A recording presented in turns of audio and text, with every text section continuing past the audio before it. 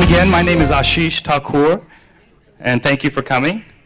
I always like to first recognize all of our sponsors. So you know the drill if you've seen me up here. Platinum sponsor of Coca-Cola. I don't know if Venkatesh Kinney is here. If he is, please stand. I didn't see him. We have our gold sponsor, CBeyond, Minaz Vastani. If you're here and you're not. Hello. Scott has been a member with TiE since 2005. He is a registered independent investment advisor with Boardwalk Capital Management. They are specialists in sustainable and responsible investing. Their focus is on tax efficient and very disciplined management. What I like the most is they take the emotion out of investing with a lot of asset class diversification. You're drawing after, oh, here it is. And Amanda is scanning it. So if you have failed to drop your card in, please do it. The draw is going to be for 2 tickets to the Zakir Hussain concert that's coming up at the Rialto on April 2nd, if I'm not mistaken. But stay tuned and let me have the winner's card before we leave so I can let Rialto know that you are the winner and you have to just carry your photo ID and receive your passes. Thank you. Events have been sponsored by Women's Committee of TiE, and this is a members-only event where these are the topics for the roundtables, and there would be 2 charter members, expert in these topics. They would be available to talk one-on-one with, and you don't want to miss this opportunity. This is very, very exciting. You get to talk with your mentors one-on-one. Predictions, but at the same time, you know, you're actually addressing a whole host of Monday morning quarterbacks. So if his predictions turned right, then everybody said, oh, you know, we knew it all along. And if his predictions go a little haywire, then they said, hey, no, we knew better. So with that, Rajiv. Thank you, Madhu. Let me give you the answer why we do forecasting and why we make the predictions which turn out to be wrong quite a few times. Maybe I should just hold it in my hand. Because there's one philosophy of mine. Actually, I was taught this philosophy, so that's not exactly mine. It goes like, often wrong, but never in doubt. And my personal philosophy is, I have never been wrong. It's the damn data. So, okay, are we adjusted on the volume? Everybody can hear me and everything good. So I'm supposed to talk to you about the global economic forecast. The title, these days I'm titling my talks, Winding Road to Recovery. The reason the word recovery comes in is because my neighborhood has told me, no more barbecues, no more drinks for you if you don't say nice things. So I have to play to that gallery too. You think you are a tough audience, the toughest audience is the neighborhood you live in. You know, especially the ladies. Hey Rick, cut him off from the booze. No more drinks for him. He doesn't say nice things anymore. So I have to deal with that. So if you're listening from my neighborhood, you just go back and tell them I said nice things and I'll buy you all the drinks. So first issue that's been going on these days is the unrest in Algeria, Tunisia, now in Egypt. And the issue is, do we care about it? Well, when it started on Tuesday, and the people in the office came to me and said, you know, how to drop 20%? Do you? I can give you a personal example. I bought a house in May of 2008 with the full expectation that this sucker is going to drop 10% in value in the next 2 years. I still bought the house and you still want to listen to me, huh? Because to me, that sucker was just a place to live and nothing else. What was the cost of doing business? What was going to cost me to live over there? I calculated my rent, I calculated the other things, and I came up with a number. This is much of a loss I can take.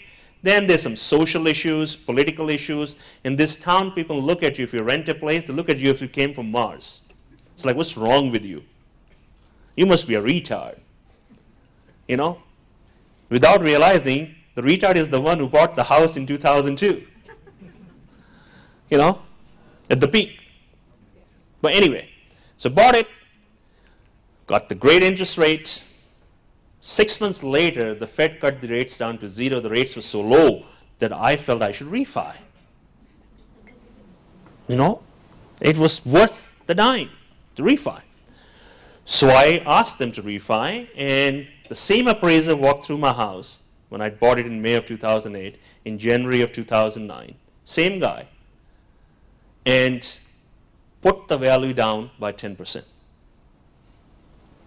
Now the bank says, pay us some more money to get the loan to value ratio right. I said, listen to me.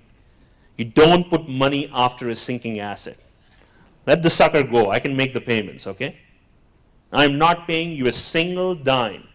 Either work out the loan papers the way I say it, or goodbye. Well, by the time they worked out the loan papers, Our very own past presidents of GICC. I'm Danielle Fernandez, the president of the Georgia Indo-American Chamber of Commerce. We were established 10 years ago and are focused on strengthening economic ties between Georgia and India and being the voice of Indian businesses in Georgia. I'd like to recognize one of our board members and the chair of our board, Dr. Ash Thakur, who is actually a charter member of TiE. Some of our own past presidents and past chairmen have been very active in TiE, and so we have a very healthy relationship. Dr. Narsi is right there as well. I see some of our board members as well. I see Madhvi Narula, who is also very active in TiE, Sachin Patel, Harriet, and a couple other folks as well. So forgive me if the lights are blinding me, but there's Bhupendra. I want to thank you for having us here. It's been a pleasure, especially having some of our CEOs in this room that are present, Wipro, and some of our CEOs and partners in economic development at Biggest question after Dr. Dewan's presentation, though, I'll put to you is, the next time you go shopping, are you going to the Walmart Supercenter or the Dollar General store? Do you like a great big store or a little bitty store? I think Walmart's catching on. I like to go to the smaller stores, you know, easier to hop in and hop out and park and all of that. Well, thank you. That was a great presentation, Dr. Dewan, and he's probably tired of talking, so I think the way we'll do this is we like for girls. Hopefully everybody can hear me. As Dr. Dhawan already addressed, as entrepreneurs and as businesses, we have to understand the global economy, and we have to keep repositioning ourselves. One of the things we have done is this. We have to re-strategize every 3 months now. Everybody has a strategic plan, but every 3 months, we look at the industry sectors, we look at our customers, and we look at where they are headed, and we focus on the top 5. And that's what has been allowing us to grow at the rapid rate, because we're not trying to service everybody and anybody. We try to service certain sectors only, and within that we specialize. And even within that, when you are a direct client, you can talk to people, you can understand, and the finance people are pretty open. So if you understand that there's a growth potential, only then we spend our marketing dollars and expend our energies on them. And they understand that. So staying constantly focused, having that narrow path and looking at it often has helped her stay on path. I have some predictions that I would like to show. See, like him, I don't have to worry about my reputation about economics. Because I can say anything. If I'm wrong, it doesn't matter. So I'm going to say the U.S. growth is going to be better than 2010, which was 2.8 GDP, should be about 3.9%. The U.S. economy will create between 1 to 3 million jobs in 2011. So the unemployment should go down below 9% to say 7%, 6 to 7% maybe. U.S. stock will return double-digit earnings. Stocks will outperform the bonds, and cash will give a good yield. So bonds are a little bit soft this year. U.S. stocks will outperform world index. USA, Germany, and Brazil will outperform Japan. Can you give us your predictions for home values, say, in the next 12 months and next 3 or 4 years? Sure, why not? Nobody wants to keep the things buried, huh? I buried them papered it over, Don't leave it alone. metaled it, digging it out. Okay. You want the home price prediction for Atlanta. So I'm going to ask you one thing. The data for Atlanta is very messy, so I'm going to ask you one thing. What was the price appreciation in Atlanta area between 2000 and 2008? According to the official statistics, how much do you think it went up? How much? 100% was the national economy. Atlanta did not go up that much, according to those numbers. We didn't have a price boom over here. We didn't, according to the official data. We had a construction boom. Okay? So when they say that the prices in Atlanta have gone back to the levels of 2000, it didn't fall that much. You've had the bubble blow up places like Miami and LA.